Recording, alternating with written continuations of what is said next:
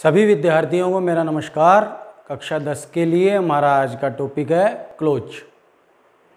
अब क्लोज आता है 3 अंक का। क्लोज काफ़ी डिटेल्ड टॉपिक है, लेकिन क्लोज में से आपके पाठ्यक्रम में हैं रिलेटिव प्रोनाउंस। लगातार जो प्रश्न आ रहा है प्रतिवर्ष, क्वेश्चन नंबर 15 वो आ रहा है रिलेटिव प्रोनाउंस में से। तो रिलेटिव प्रोनाउंस को स्टडी करेंगे 2 प्रकार से। एक तो रिलेटिव प्रोनाउंस के माध्यम से 2 वाक्यों को जोड़ना, और दूसरा रिलेटिव प्रोनाउंस को रिक्त स्थान में भरना। तो आज इसके पार्ट 1 में देखेंगे रिलेटिव प्रोनाउंस के माध्यम से 2 वाक्यों को जोड़ना। अब ये 3 नंबर का प्रश्न आ रहा है। 2 रिलेटिव प्रोनाउंस दिए गए होते हैं, 2 वाक्य होते हैं जिनको जोड़ना होता है। तो डेड प्लस डेड 3 अंक का ये प्रश्न आ रहा है, और 2014 से लगातार 2020 तक रिलेटिव प्रोनाउंस के माध्यम से वाक्यों को जोड़ने का प्रश्न आ रहा है, भरने का प्रश्न नहीं आ रहा है। लेकिन कभी भी पैटर्न चेंज हो सकता है, इसलिए स्टूडेंट्स को दोनों प्रकार से पढ़ना है, दोनों प्रकार से तैयारी करनी है। तो अब हम प्रारंभ करते हैं आज क्लोज में रिलेटिव प्रोनाउंस, और रिलेटिव प्रोनाउंस क्या होते हैं और रिलेटिव प्रोनाउंस के माध्यम से किस प्रकार से वाक्यों को जोड़ा जाता है। तो देखिए, ये है आज का topic close relative pronouns. 3 marks 2 आते हैं, डेड प्लस डेड, और कमज़ोर से कमज़ोर विद्यार्थी भी इसमें फुल मार्क्स प्राप्त कर सकते हैं। अब ये जो शब्द मैंने लिखे हैं, इनको वैसे आप जानते हो WH वर्ड्स के रूप में: who, whose, whom, when, where, which, what, why और दैट। तो हु से लेकर के जो वाई तक है, ये तो प्योरली WH वर्ड्स हैं ही, और एक इसमें और जुड़ रहा है दैट। तो इनका हम अध्ययन करेंगे आज कि किस प्रकार से इनके माध्यम से 2 वाक्यों को जोड़ा जाता है। और इनमें भी मेनली जो प्रश्न आया है 2013 से 2020 तक, वो आया है हु, हुज, हुम, विच और दैट। इन 5 पर आया है, हु, हुज, हुम, विच और दैट, क्योंकि इनमें सब्जेक्ट और ऑब्जेक्ट के स्ट्रक्चर की सेटिंग है। शेष बिल्कुल आसान है, इनको भी पढ़ना है, लेकिन इन पर अब तक कभी प्रश्न नहीं आया है। तो अब हम प्रारंभ करते हैं रिलेटिव प्रोनाउंस, और रिलेटिव प्रोनाउंस में नंबर 1 हु के माध्यम से 2 वाक्यों को जोड़ना। तो सबसे पहले हु। अब हु के आगे मैं लिख रहा हूं हु फॉर सब्जेक्ट। इसमें 2 ही सेटिंग होगी, फॉर सब्जेक्ट, फॉर ऑब्जेक्ट। अब मैं 2 वाक्य लिख रहा हूं: Dinesh is my friend,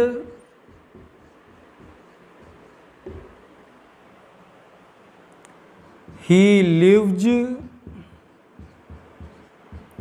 in my colony।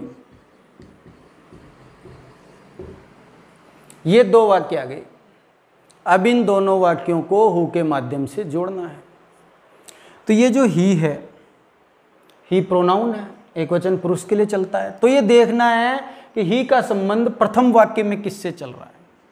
तो ही का संबंध प्रथम वाक्य में दिनेश से चल रहा है, और दिनेश सब्जेक्ट है, और यही हमारा टॉपिक है हु फॉर सब्जेक्ट। तो फिर किस प्रकार से इन दोनों वाक्यों को जोड़ेंगे, तो अब आप देखिए, ये बिल्कुल आसान है। सबसे पहले दिनेश लिखा, इसके बाद में दूसरे वाक्य से प्रारंभ करना है, और दूसरे वाक्य के प्रारंभ में प्रोनाउन की फर्स्ट फॉर्म मिलेगी। ही मिल जाए, सी मिल जाए, दे मिल जाए, कुछ भी मिल जाए, उसको हटाना है और उसके स्थान पर हु को सेट करना है। तो Dinesh who lives in my colony. अब इसके बाद में ऊपर से ले लेना है is my friend, is my friend. तो ये बहुत इजी वे में जोड़ दिया गया कि ही का संबंध दिनेश से दिनेश सब्जेक्ट है, बस यही पता लगाना था। तो सबसे पहले जो भी शब्द यहाँ पर आया है वो लिखा, उसके बाद में जो दूसरा वाक्य है उसके प्रारंभ में प्रोनाउन की फर्स्ट फॉर्म मिलेगी, उसको हटा दो, उसके स्थान पर हु लगा दो और पूरा जो वाक्य है दूसरा वो उतार दो, और इसके बाद में ऊपर के वाक्य में जो शेष भाग रह रहा था उसको उतार दो। तो ये इस प्रकार से जुड़ गया कि दिनेश ही के स्थान पर सेट कर लिया who lives in my colony और ऊपर से इज माई फ्रेंड। तो इस प्रकार से जोड़ना हु फॉर सब्जेक्ट का स्ट्रक्चर बहुत आसान है। अब कभी कभी विद्यार्थियों को कंफ्यूज करने के लिए दूसरे वाक्य में प्रोनाउन की बजाय नाउन को ही रिपीट कर दिया जाता है, तो स्टूडेंट्स को बिल्कुल कंफ्यूज नहीं होना है। जैसे यहाँ पर दिनेश लिख के दिया, अब मैंने रूल आपको बता दिया कि इसमें प्रोनाउन की फर्स्ट फॉर्म को हटाते हैं, लेकिन हो सकता है यहाँ पर प्रोनाउन की फर्स्ट फॉर्म ना मिले, यहाँ पर नीचे भी मिल जाता दिनेश। मान लो ये वाक्य इस प्रकार से होते कि दिनेश इज माई फ्रेंड और Dinesh lives in my colony, तो भी बिल्कुल इसी तरीके से इनको जोड़ना था। आपको ये पता चल जाना था कि दूसरे वाक्य के प्रारंभ में जो दिनेश आया है वो किसको इंडिकेट कर रहा है, फर्स्ट सेंटेंस में, तो वो फर्स्ट सेंटेंस में दिनेश को ही इंडिकेट कर रहा है। तो आप ये समझ जाते कि इस जगह ही आना चाहिए था, लेकिन दिनेश दे दिया। तो इस बात से बिल्कुल कंफ्यूज नहीं होना है और बिल्कुल इसी तरीके से जोड़ा जाएगा। वैसे तो प्रोनाउन की फर्स्ट फॉर्म मिलेगी, लेकिन अगर प्रोनाउन की फर्स्ट फॉर्म नहीं भी मिले और उसकी जगह कंफ्यूजन क्रिएट करने के लिए दूसरे वाक्य के प्रारंभ में अगर नाउन दे दिया जाए तो उस नाउन को हटा देंगे। तो इस प्रकार से हु फॉर सब्जेक्ट बहुत इजी वे में जोड़ सकते हैं। अब इसके बाद में अगला देखेंगे हु फॉर ऑब्जेक्ट। तो अब देखते हैं अगला टॉपिक है हु फॉर ऑब्जेक्ट। अब मैं इसमें दो वाक्य लिख रहा हूँ। I know Dinesh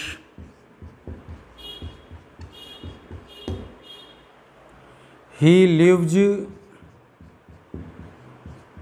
in my colony. अब की बार दिनेश प्रथम वाक्य में पहुंच गया ऑब्जेक्ट के स्थान पर, तो ये जो ही है इस ही का संबंध है दिनेश से, और दिनेश है ऑब्जेक्ट, और यही टॉपिक है कि हु फॉर ऑब्जेक्ट। अब किस प्रकार से जोड़ेंगे, तो जो प्रथम वाक्य है उसको तो पूरा उतार लो। आई नो दिनेश पूरा उतार लिया। इसके बाद में जो अगला वाक्य है वो प्रारंभ में प्रोनाउन की फर्स्ट फॉर्म से शुरू होगा, ही से, सी से, दे से, किसी से भी, तो उसको हटा करके उसके स्थान पर हु सेट करके अगला वाक्य पूरा विदाउट एनी चेंज उतार देना है। तो I know Dinesh who lives in my colony. आ गया समझ में? बिल्कुल जो स्ट्रक्चर है ना वो ऑब्जेक्ट में अलग होता है, सब्जेक्ट में अलग होता है, लेकिन जो हटाएंगे वो हु फॉर सब्जेक्ट और हु फॉर ऑब्जेक्ट दोनों में सेम होता है। तो अगर दूसरे वाक्य के प्रारंभ में जो प्रोनाउन की फर्स्ट फॉर्म दी हुई है वो अगर प्रथम वाक्य में ऑब्जेक्ट को इंडिकेट करती है, जैसे ही का संबंध दिनेश से है और दिनेश ऑब्जेक्ट है, तो फर्स्ट सेंटेंस तो पूरा ही उतार दीजिए, और जो दूसरा सेंटेंस है उसके प्रारंभ में जो भी प्रोनाउन की फर्स्ट फॉर्म मिलती है उसको हटा करके उसके स्थान पर हु सेट कर लेना है, और फिर आगे का जो शेष वाक्य है वो पूरा विदाउट एनी चेंज उतार देना है। तो इस प्रकार से आपको आसानी से समझ में आ गया होगा कि किस प्रकार से हु से वाक्यों को जोड़ा जाता है। अब हु चाहे सब्जेक्ट के लिए हो या हु हो ऑब्जेक्ट के लिए, तो ये आपको अच्छी तरह समझ में आ गया होगा। और रूल इसका क्या है कि हु से दो वाक्यों को जोड़ते समय प्रोनाउन की फर्स्ट फॉर्म को हटाना है। अब वैसे तो मोस्टली प्रोनाउन की फर्स्ट फॉर्म मिलेगी, लेकिन अगर मान लो नहीं मिले, उसकी जगह नाउन ही रिपीट हो रहा हो, तो जो दूसरा वाक्य है उसमें फिर नाउन को ही हटा देंगे। अब इसके बाद देखते हैं अगला हुज। अब हुज में भी वही दो स्ट्रक्चर चलेंगे, हुज फॉर सब्जेक्ट और हुज फॉर ऑब्जेक्ट। तो अब प्रारंभ करते हैं अगला whose.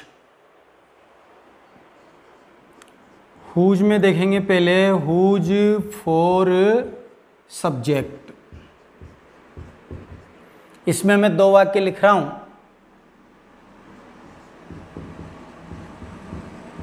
Dinesh is my friend,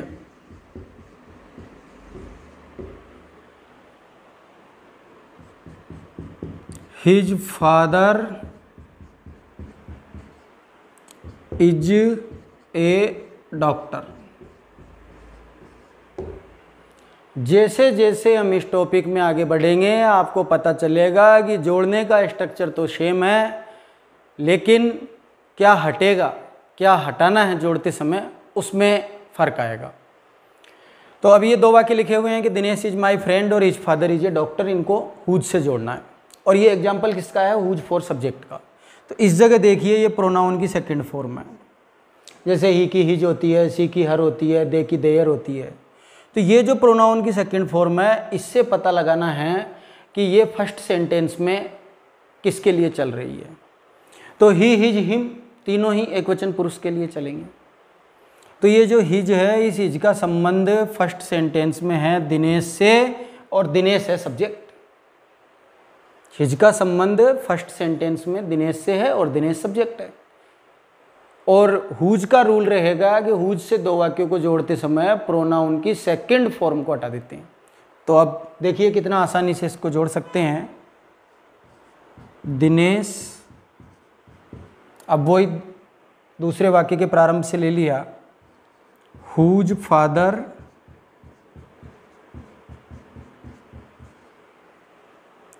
is a doctor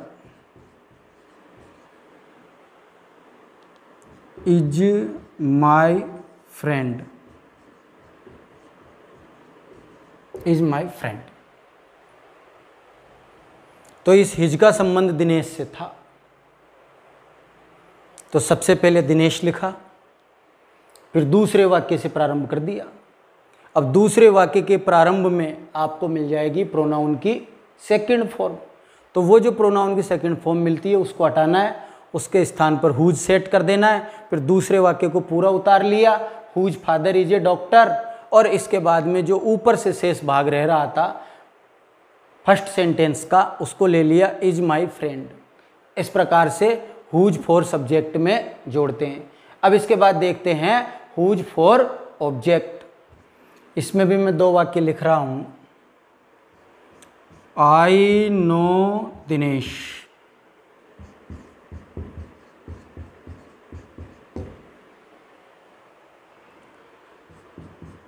his father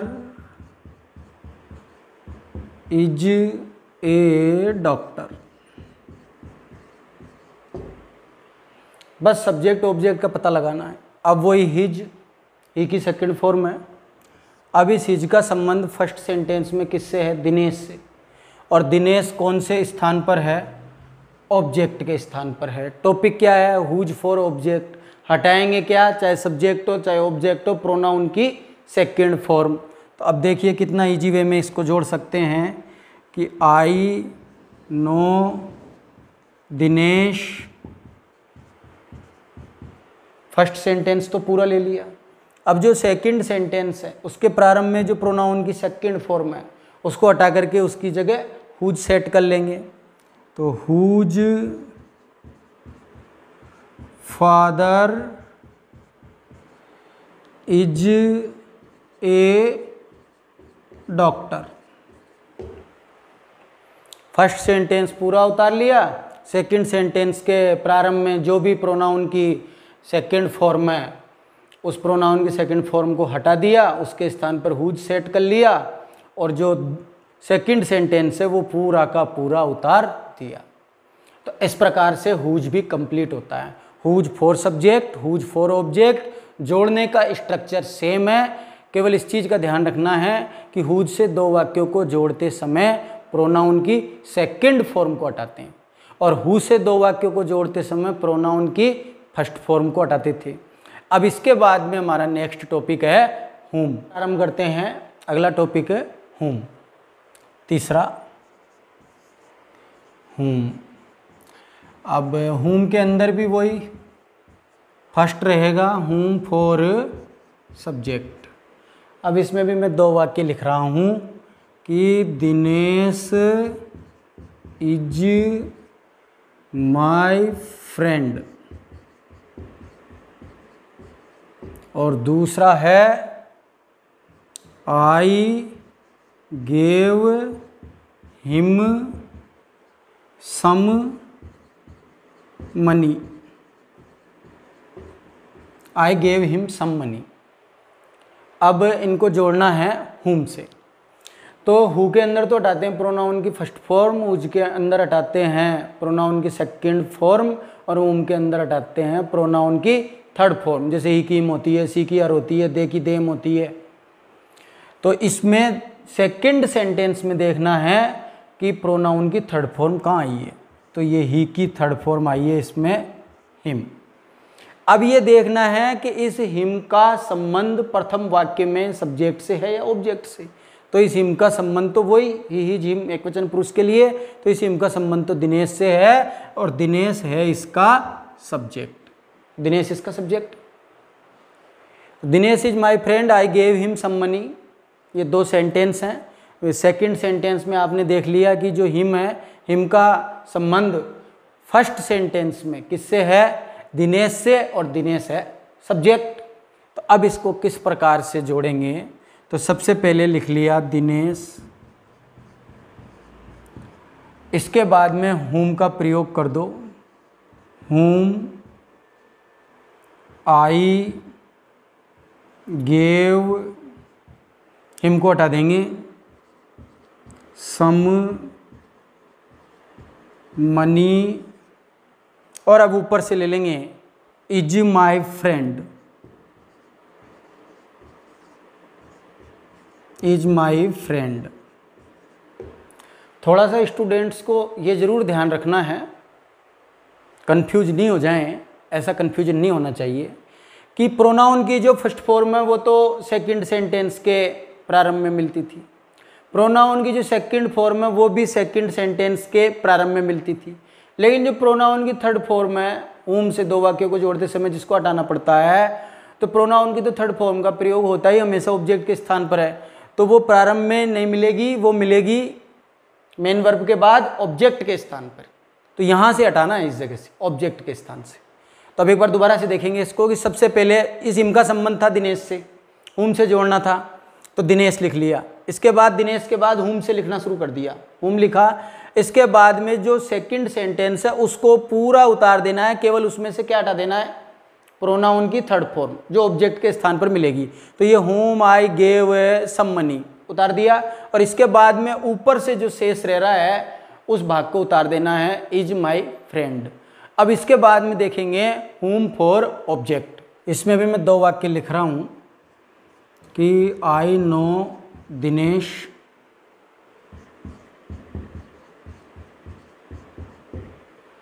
और दूसरा वाक्य है कि you gave him some money, you gave him some money. अब ये जो हिम है प्रोनाउन की थर्ड फॉर्म सेकंड सेंटेंस में, तो फर्स्ट सेंटेंस में इसका संबंध किससे है, तो इसका संबंध है दिनेश से, और दिनेश है ऑब्जेक्ट। तो अब किस प्रकार से जोड़ेंगे, तो ये जो फर्स्ट सेंटेंस है ना इसको तो पूरा उतार लो एज इट इज। तो ये उतार लिया आई नो दिनेश, ये उतार लिया पूरा आई नो दिनेश। अब इसके बाद में हुम का प्रयोग कर दीजिए, इसके बाद में ये हुम का प्रयोग कर दिया। इसके बाद सेकंड सेंटेंस पूरा उतार लीजिए, केवल उसके बीच में जहाँ भी प्रोनाउन की थर्ड फॉर्म आई है उसको हटाना है। तो हुम यू गेव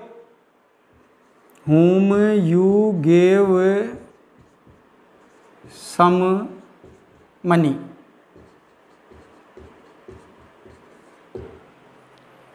तो I know Dinesh first sentence पूरा ले लिया, इसके बाद हुम का प्रयोग कर दिया, इसके बाद सेकंड सेंटेंस भी उतार दिया, लेकिन उसमें से क्या हटा दिया, प्रोनाउन की थर्ड फॉर्म हिम हटा दिया। तो इस प्रकार से हुम को समझना भी बेहद आसान है। हुम से 2 वाक्यों को जोड़ते समय प्रोनाउन की थर्ड फॉर्म को हटाते हैं। बस ये ध्यान रखना है कि प्रोनाउन की थर्ड फॉर्म सेकंड सेंटेंस के प्रारंभ में नहीं मिलेगी, प्रोनाउन की थर्ड फॉर्म मिलेगी सेकंड सेंटेंस के अंत में, क्योंकि प्रोनाउन की थर्ड फॉर्म का प्रयोग तो हमेशा ऑब्जेक्ट के स्थान पर होता है। और एक बात मैं आपको बता दूं विशेष तौर से कि हु, हुज और हुम का प्रयोग केवल व्यक्तियों के लिए किया जाता है। तो हम ये क्रम से देख रहे थे, तो हु देख लिया, हुज देख लिया, हुम देख लिया। अब इनमें प्रत्येक में डबल स्ट्रक्चर देखें, who for subject for object, इसी तरह हुज में और इसी तरह हुम में। अब इसके बाद में नंबर आता है वेन का और वेयर का। अब वेन और वेयर आज तक बोर्ड परीक्षा में रिलेटिव प्रोनाउंस के प्रश्न में नहीं पूछे गए हैं, क्योंकि ये बेहद आसान है, लेकिन पूछा जा सकता है, तो आपको जानकारी इनकी भी होनी चाहिए। वेन समय सूचक होता है और वेयर होता है स्थान सूचक। तो अब इसके बाद इनको प्रारंभ करते हैं। पे में लिख देता हूँ वेन। अब वेन तो समय सूचक होता है, इसमें सब्जेक्ट और ऑब्जेक्ट वाला स्ट्रक्चर नहीं है। अब मैं दो वाक्य से आपको समझाता हूँ। इट वाज मंडे और दूसरा है I was reading then.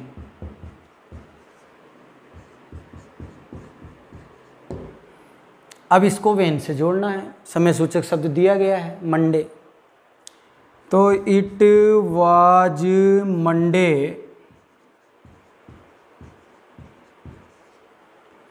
When I was reading. When I was reading, तो ये वेन से जोड़ना तो बिल्कुल आसान है। वेन समय सूचक होता है, इसमें तो सब्जेक्ट ऑब्जेक्ट का स्ट्रक्चर भी नहीं होता है। अब ये दो वाक्य आपको दिखाई दे रहे हैं, फर्स्ट है इट वाज मंडे और सेकंड है आई वाज रीडिंग देन। तो फर्स्ट सेंटेंस तो पूरा का पूरा उतार लिया, उसके बाद जो फुल स्टॉप है ये फुल स्टॉप इसके स्थान पर वेन सेट कर दिया, फिर इसके बाद सेकंड सेंटेंस भी पूरा का पूरा उतार लिया, लेकिन इसके लास्ट में ये शब्द आया था देन, इस देन को हटा दिया। तो इसमें तो केवल एक ही नियम है, आज तक ये आया तो नहीं है लेकिन आ भी सकता है। इसमें तो यही नियम है कि जो दो वाक्य दिए गए होंगे तो दोनों वाक्यों के बीच में आपको वेन सेट कर देना है, और अगर देन दे रखा हो तो हटा देना है। अगर देन नहीं दिया गया होता तो इसमें से फिर कुछ नहीं हटता। अगर ये वाक्य यहीं तक होता आई वाज रीडिंग, तो it was Monday when I was reading full stop, इस प्रकार से जोड़ दिया जाता। तो वेन से दो वाक्यों को जोड़ते समय देन को हटा देते हैं, और कोई हटने वाला शब्द भी नहीं है। और अगर देन नहीं आता है और दो वाक्य आ जाते हैं और वेन से जोड़ना है तो बिल्कुल बीच में वेन सेट कर देना है। इस प्रकार से वेन को समझना तो बिल्कुल आसान है। अब इसके बाद नेक्स्ट देखते हैं वेयर। अब इसके बाद प्रारंभ करते हैं पांचवा वेयर। ये होता है स्थान सूचक। मैं दो वाक्य लिख रहा हूँ कि दिस इज द स्कूल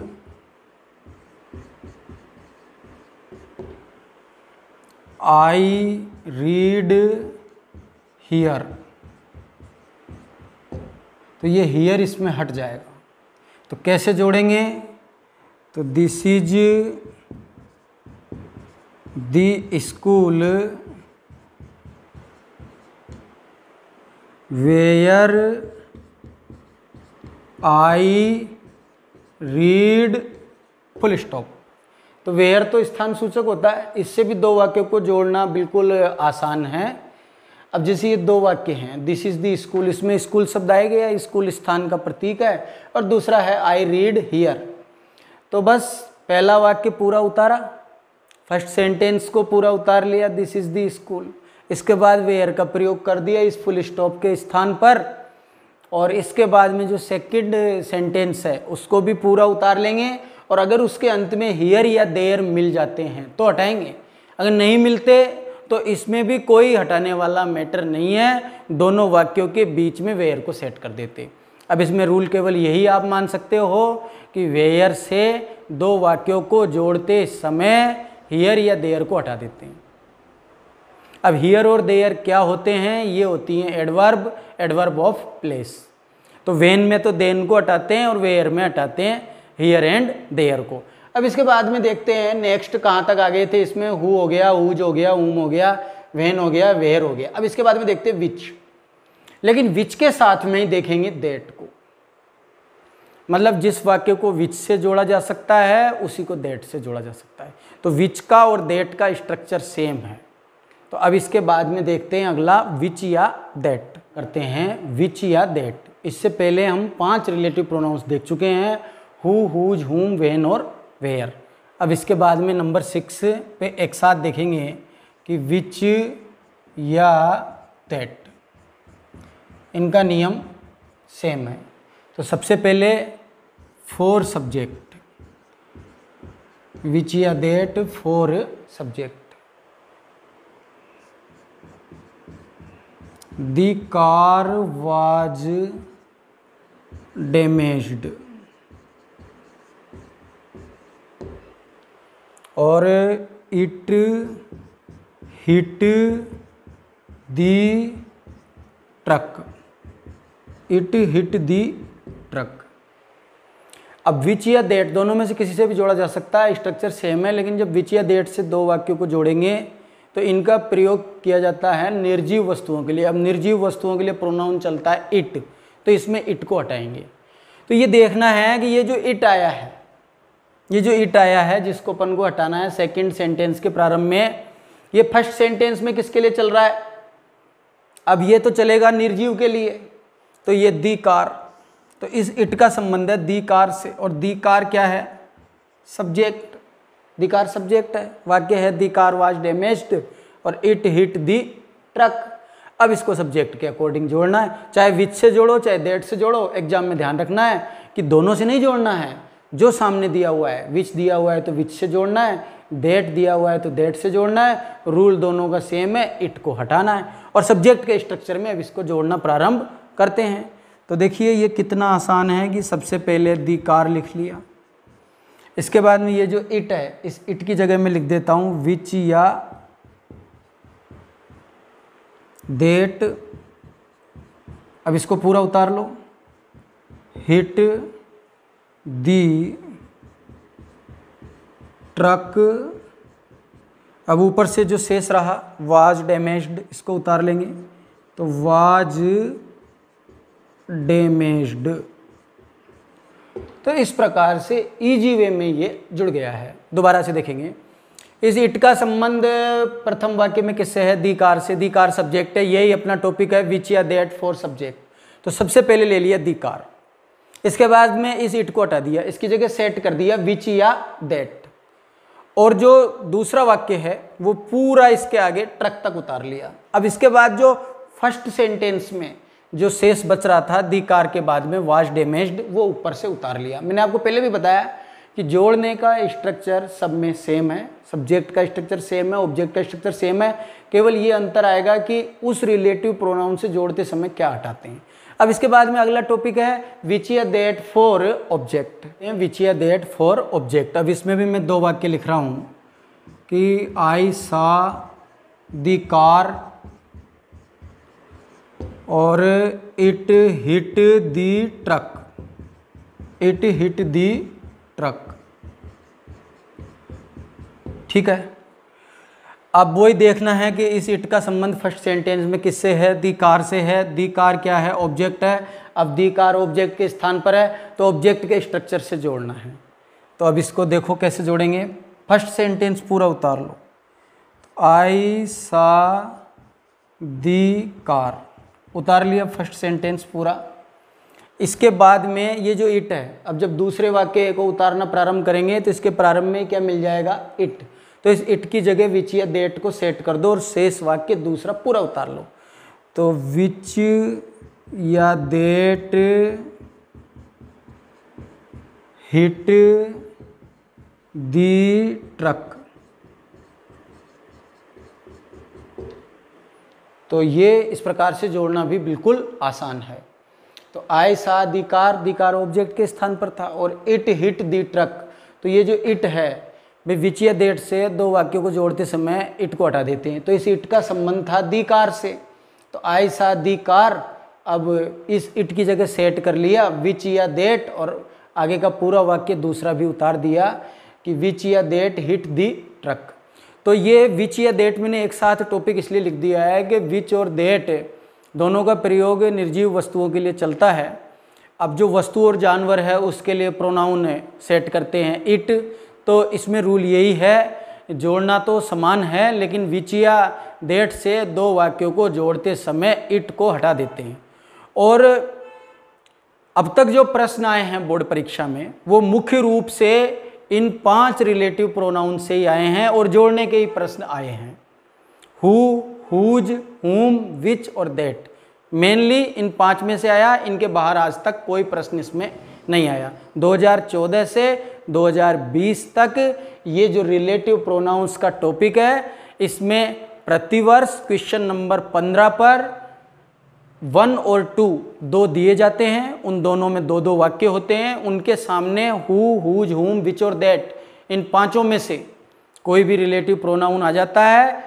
एक क्वेश्चन 1.5 नंबर का होता है, दूसरा 1.5 नंबर का होता है, टोटल 3 नंबर हो गए और उसको उससे जोड़ के लिखना है।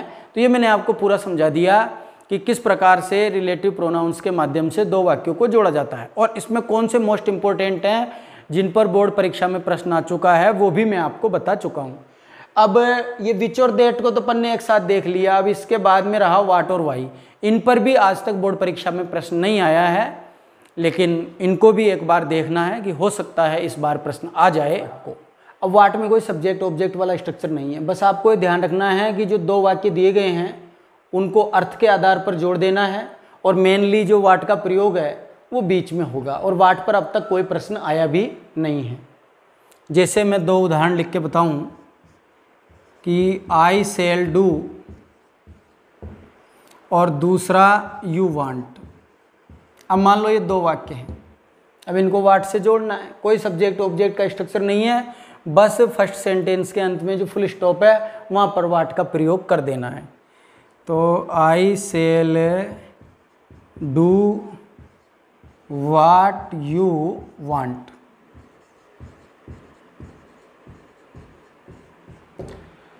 अब इसके बाद में देखते हैं अगला और जो लास्ट भी है वाई इसमें रह रहा था। अब देखते हैं वाई प्रकार 2 वाक्यों को जोड़ा जाता है, ये बिल्कुल आसान है वाई। अब मैं 2 वाक्य लिख रहा हूं, दिस इज द रीजन,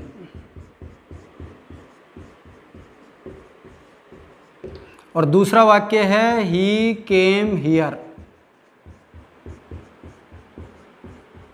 अब वाई कारण सूचक होता ही है, ये रीजन दिख ही रहा है, तो बस ये फर्स्ट सेंटेंस के अंत में वाई का यूज कर देना है और फिर बाद में second sentence as it is उतार देना है। मीन्स दोनों वाक्यों के बीच में वाई का यूज कर देना है, तो बिल्कुल आसान है जोड़ना। तो this is the reason why he came here. This is the reason why he came here. ये इस प्रकार से आपने इसको जोड़ दिया, ये वाई का प्रयोग बीच में हो गया। तो इस प्रकार से ये हमारा जो रिलेटिव प्रोनाउन का टॉपिक है ये आज कंप्लीट होता है। तो ये सबका मैंने आपको अलग अलग प्रयोग बताया, लेकिन मैं फिर से आपको याद दिला दूं कि हु, हुज, हुम, विच और दैट ये 5 ही रिलेटिव प्रोनाउंस ऐसे हैं जिन पर 2014 से 2020 तक लगातार प्रश्न आ रहा है। अब हु के अंदर भी सब्जेक्ट ऑब्जेक्ट का स्ट्रक्चर है, हुज में भी है, हुम में भी है, विच और दैट में भी है। हु से 2 वाक्यों को जोड़ते समय फर्स्ट फॉर्म को हटाएंगे, हुज से 2 वाक्यों को जोड़ते समय सेकंड फॉर्म को हटाएंगे, हुम से 2 वाक्यों को जोड़ते समय थर्ड फॉर्म को हटाएंगे और विच या दैट से 2 वाक्यों को जोड़ते समय इट को हटाएंगे। तो इनको जोड़ना बेहद आसान है और 3 में से 3 अंक आप इस टॉपिक में प्राप्त कर सकते हैं। इसका पार्ट 1 हमने आज पढ़ लिया है। अगले वीडियो में मैं आपको बताऊंगा कि कैसे इन रिलेटिव प्रोनाउंस को रिक्त स्थान में भरते हैं। उसमें रिलेटिव प्रोनाउंस तो यही रहेंगे, लेकिन उसमें जोड़ने का नहीं होगा, उसमें होगा इनको रिक्त स्थान में भरने का। तो रिक्त स्थान में भरने की इनकी कुछ फिक्स सिंटेक्स होंगी, कुछ रूल्स होंगे, उनके अकॉर्डिंग वो मैं आपको अगले वीडियो में बताऊँगा। तो इनमें मेनली आपको 5 पे फोकस करना है, हु, हुज, हुम, विच और दैट। और इस चीज़ का भी ध्यान रखना है, जैसे अभी विच या दैट है, इसमें मैंने आपको रूल बता दिया कि इट को हटा देते हैं, तो ज़रूरी नहीं है वहाँ पर इट आए। जो निर्जीव वस्तु ऊपर आई है वो कि वही निर्जीव वस्तु नीचे रिपीट हो सकती है। तो आपको समझ जाना है कि इस जगह इट आना था, लेकिन अब इट नहीं आया तो इसकी जगह वही नाउन दे दिया जो ऊपर दिया हुआ है, तो उसी को हटा देना है। तो इस प्रकार का कोई कन्फ्यूजन स्टूडेंट्स के मन में नहीं होना चाहिए। तो ये 3 अंक का रिलेटिव प्रोनाउंस का जो जोड़ने का है टॉपिक, वो आज कंप्लीट होता है। मुझे विश्वास है आपको ये समझ में आ गया होगा। अब आपको ऐसा करना है, इस टॉपिक की लर्निंग करने के बाद में इसकी एक्सरसाइज दी गई हैं, संजीव ग्रामर, एक्सीलेंट ग्रामर, जो भी ग्रामर आपके पास अवेलेबल है, इनकी एक्सरसाइज दी गई है। वो एक्सरसाइज आप हल कीजिए और क्लोज के टॉपिक के अंत में 2014 से 2020 तक प्रतिवर्ष जो 2 रिलेटिव प्रोनाउंस आए हैं डेड प्लस डेड 3 नंबर के, उनको इन नियमों के आधार पे हल करके देखिए और फिर उनके आंसर्स मिलाइए, तो आपकी बहुत अच्छी प्रैक्टिस इस टॉपिक में हो सकती है। आज के लिए इतना ही। मेरे वीडियो को लाइक करें और चैनल को सब्सक्राइब करें और ज़्यादा से ज़्यादा शेयर करें। थैंक्स।